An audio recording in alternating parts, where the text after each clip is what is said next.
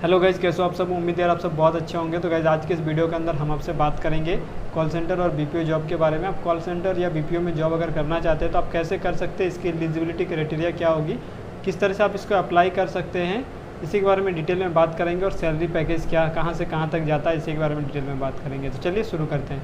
तो गाइज़ मैं आपको बता देना चाहूँगा, जो ये कॉल सेंटर या बीपीओ का जॉब होता है, नॉर्मली जो बड़े बड़े शहर होते हैं जैसे कि वो आपका दिल्ली, बॉम्बे, बेंगलोर, कोलकाता, हैदराबाद, जयपुर, इन सभी सिटीज़ में अवेलेबल होते हैं। इनके अलावा बहुत सारे और भी सिटीज़ जैसे कि आपको इंदौर में या फिर भोपाल वगैरह, इंदौर, भोपाल, या फिर आप मान के चलिए रांची वगैरह में थोड़ा बहुत मिल जाता है। लेकिन मैक्सिमम जो है ये मेट्रो सिटीज़ में ही अवेलेबल होते हैं, छोटे सिटीज़ में थोड़ा सा कम होता है। तो अगर आप बीपीओ में या कॉल सेंटर में जॉब करना चाहते हैं तो आपको बेसिकली ये कोलकाता, दिल्ली, बॉम्बे, हैदराबाद, बेंगलोर आपको, या फिर जयपुर वगैरह सिटीज़ कोई आप प्रेफर कर सकते हैं, वहीं पे आप जा सकते हैं। तो अभी मैं बेसिकली बात करूँगा कोलकाता के बेस लेकर। ऐसे सभी सिटीज़ में यही होता है, लेकिन अभी कोलकाता को बेस लेकर मैं आपसे बात करूँगा कि अगर आप जॉब करना चाहते हैं तो आप किस तरह से अप्लाई कर सकते हैं। तो देखिए, सबसे पहला इसका अप्लाई करने का बहुत सारा तरीका होता है। या तो आप एजेंसीज़ के थ्रू जा सकते हैं, या फिर आप जा सकते हैं किसी भी कंसल्टेंसीज़ के थ्रू, या डायरेक्टली आप ऑफिस में भी जा सकते हैं, मतलब वर्किंग इंटरव्यू के लिए भी जा सकते हैं। तो वर्किंग इंटरव्यू के लिए आपको पता कैसे चलेगा? वर्किंग इंटरव्यू के लिए वेरियस पोस्ट में जो जॉब होता है वो आपको ऑफिस में जाकर ही पता चलता है, या रेफर से, किसी के रेफरेंस से आपको पता चल सकता है।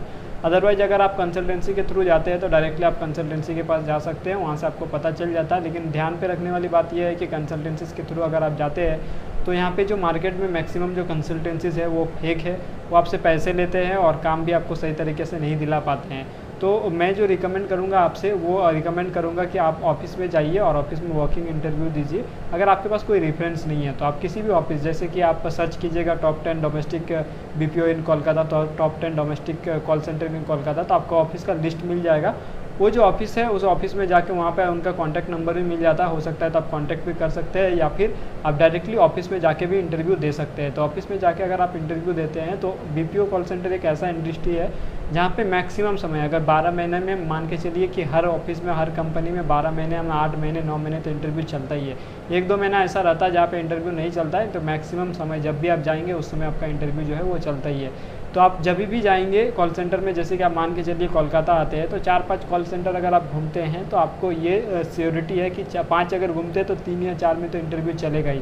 हो सकता है 1 में ना चले, लेकिन 3-4 में तो चलेगा ही। तो डायरेक्टली आप ऑफिस में जाके इंटरव्यू जो है वो देख सकते हैं। अगर आपको इसके बारे में जानना है तो मैंने बहुत सारे वीडियोस बना रखी है कि आपको कहाँ से जो है कौन से ऑफिस में अभी वैकेंसी है या नहीं। आप डायरेक्टली मुझसे कांटेक्ट भी कर सकते हैं। मैं कोलकाता के बारे में आपको डिटेल बता दूंगा कि आपको अभी कहाँ पे वैकेंसी है या नहीं। आप मेरे इंस्टाग्राम से जुड़ सकते हैं। मेरा इंस्टाग्राम हैंडल वीडियो के नीचे डिस्क्रिप्शन में डाल दूंगा, वहाँ से आप मुझे डायरेक्टली कॉन्टैक्ट कर लीजिए। जहाँ भी इंटरव्यू चलेगा मैं आपको डिटेल बता दूंगा। इसके अलावा अगर आप दिल्ली, बॉम्बे, हैदराबाद, बेंगलोर या फिर जयपुर से देख रहे हैं, या फिर वहाँ पर जाना चाहते हैं, तो वहाँ पे डायरेक्टली आप सर्च करके जा सकते हैं। मैं वहाँ का कुछ सोर्स आपको नहीं बता सकता हूँ। लाइक बहुत ऐसे कंपनीज़ है जो कि सभी जगह उपलब्ध है, जैसे कि टेलीपरफॉर्मेंस हुआ, कंसंट्रिक्स हुआ, इन सभी के जो ऑफिस है लगभग सभी मेट्रो सिटीज़ में अवेलेबल है। वहाँ जाके आप डायरेक्टली इंटरव्यू दे सकते हैं। मैक्सिमम समय मैक्सिमम कंपनीज़ में वैकेंसीज अवेलेबल होता है।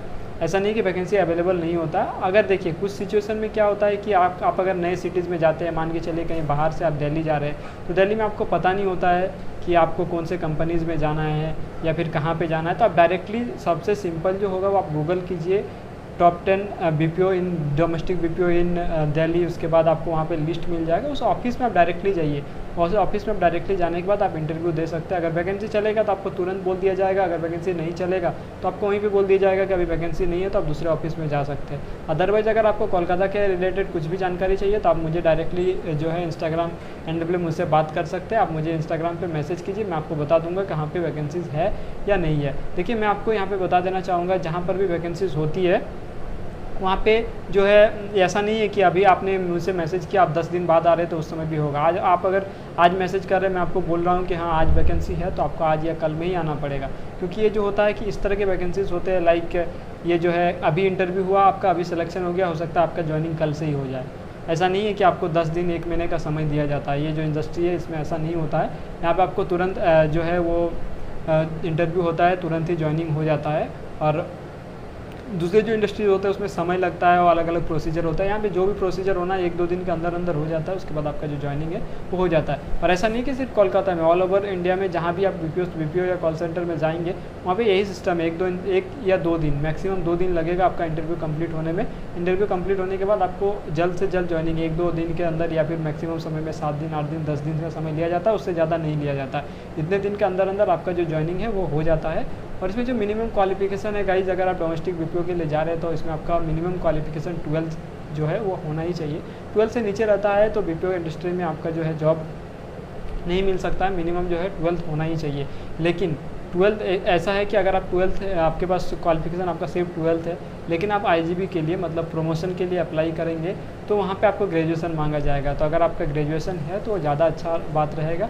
अगर आपका ग्रेजुएशन नहीं है तो आप नॉर्मली 12 से भी ज्वाइनिंग कर सकते हैं, लेकिन प्रमोशन के समय आपको दिक्कत होगा। तो आप ऐसा कर सकते हैं, आप जो है जॉब ज्वाइन कर सकते हैं 12 के बाद। उसके बाद आप ओपन यूनिवर्सिटी से जो है अपना ग्रेजुएशन को चालू रख सकते हैं, वहाँ से आपको डिग्री मिल जाएगा। तो फिर आपको प्रमोशन जो है वो हो जाएगा, प्रमोशन में कोई इशू नहीं आएगी। तो इस तरह से आप जो है वो अप्लाई कर सकते हैं। अप्लाई करने का बेस्ट तरीका है वॉकिंग इंटरव्यू दीजिए, या फिर कोई नामी जामी कंसल्टेंसीज के पास जाइए।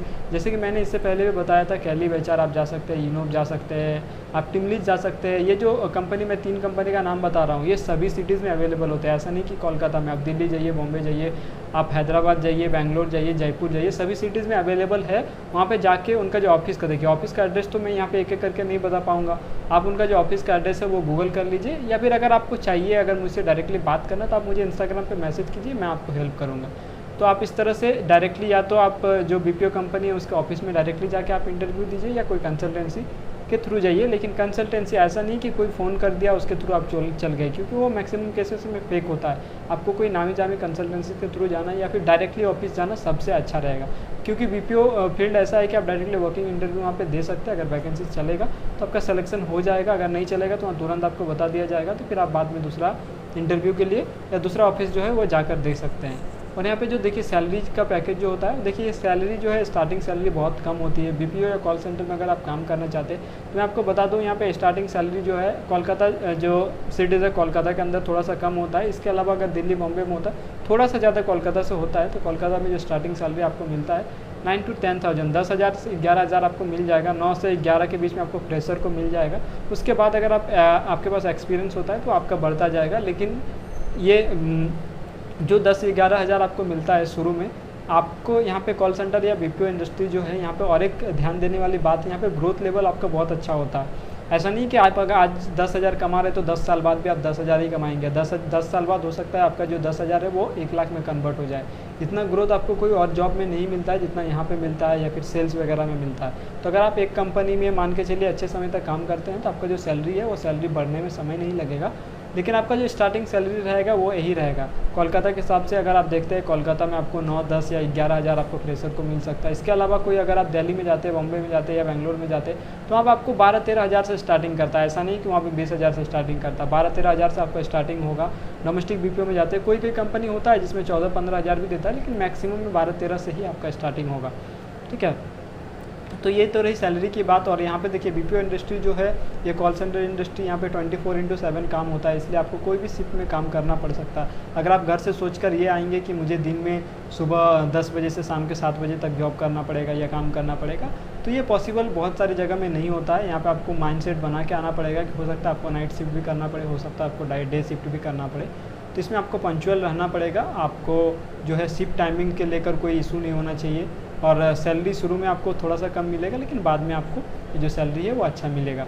ठीक है, तो आज की वीडियो में बस इतना ही। अगर कोलकाता से रिलेटेड, कोलकाता के जॉब रिलेटेड कुछ भी इन्फॉर्मेशन चाहिए, आप मुझसे डायरेक्टली कांटेक्ट कर सकते हैं मेरे इंस्टाग्राम पे, मैं आपको बता दूंगा वहाँ पे। और अगर अदर सिटीज़ के लिए जाते हैं तो वहाँ पे डायरेक्टली आप गूगल करके चेक कर सकते हैं, और ऑफिस में जाके आप इंटरव्यू दीजिए। किसी के चक्कर में आके या naukri.com पे कोई ऐड देख के आप मत जाइए, क्योंकि naukri.com, sign.com ये सब जो होते हैं यहाँ पे जो फ्रॉड स्टार होते हैं वो ज़्यादा होते हैं। जितना ओरिजिनल जो है लोग नहीं होते, उससे ज़्यादा फ्रॉड लोग होते हैं। तो इन सभी से थोड़ा सा बच के रहिएगा।